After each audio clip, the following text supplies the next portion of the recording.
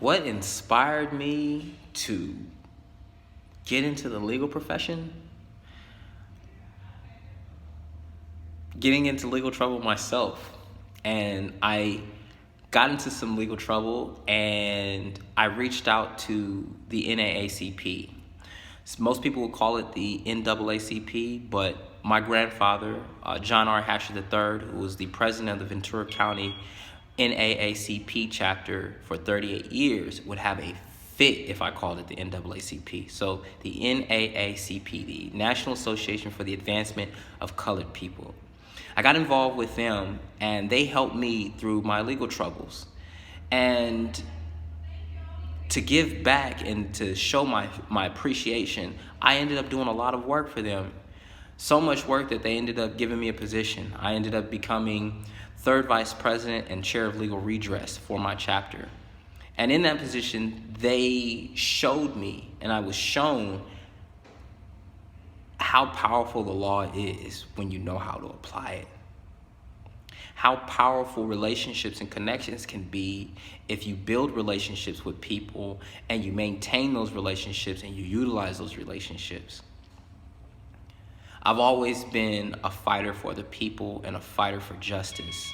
I never wanted to have anything to do with social justice work or really community work because I know that it is sometimes a thankless job and it's very draining and very taxing and very tolling.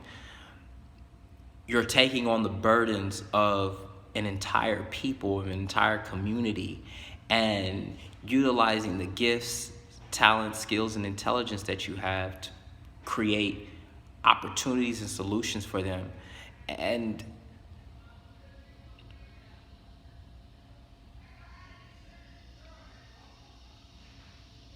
not everybody can do it.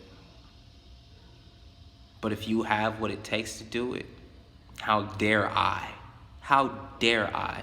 not do what's best for the people? Being a public defender right now, I see a little bit of myself in every single one of those kids.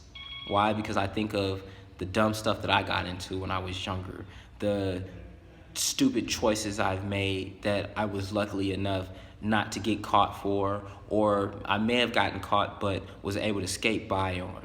Not all of these children have those kinds of opportunities and have those kinds of resources. And so since I got it, I'm making sure that I give them what I have. They say you can't save everybody, and that's true. And dealing with losses can be exhausting. Why? Because I come from a background, a military background, where failure meant that people died, people lost their lives, and failure just was not an option.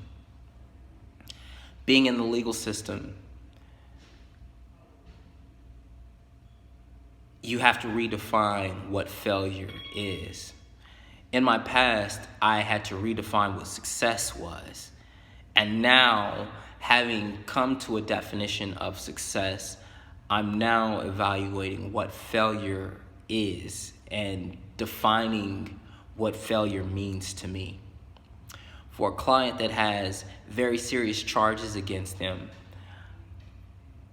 I may not be able to get them off of all those charges, but if I can get them reduced or get some of them dismissed, that's a win, that's success. That isn't failure. We often have a misconception about what an attorney's job is or what the public defender does. And the public defender is not a miracle worker, even though sometimes we do work miracles. But we work the law, and sometimes that turns into a miracle. I always tell people, those that have an issue with the public defender, I say, well, if the public defender is that bad, then you should represent yourself. Because most people don't understand how the system works, not knowing that me as a public defender, I work with these people almost every day. And I'm more likely to get a better deal than they are because of the working relationship that I have. People see that as a potential conflict of interest. Well, you work with these people and blah, blah, blah. Yes, but I understand what my job is first and what my obligation is. my obligations to my clients first. So that's something to think about.